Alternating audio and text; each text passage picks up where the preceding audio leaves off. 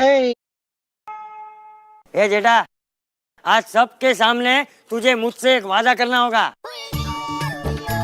बोलिए बापूजी। कि आज के बाद तू हर महीने किसी भी एक जरूरतमंद की मदद जरूर करेगा। वाह, ले, इसमें कौन सी बड़ी बात है, मंजूर है। लेकिन बाबूजी मैं क्या बोलता हूँ कि हर महीना याद रखना थोड़ा मुश्किल हो जाएगा, तो एक काम करते हम लोग क्या 12 महीना का एक साथ में एक दिन नक्की करते हैं, उस दिन एक साथ में दान कर देंगे है? तो मेरे हिसाब से एक डेट हम नक्की करते हैं 30 फरवरी। ओ बिल्कुल। और जेठा भरा तू तो बड़ा दानी निकला यार। ओए होए।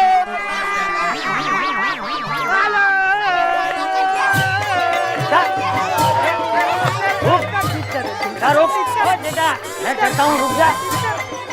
क्या बोला फिर से बोल। ओ जेठा, ए जेठा,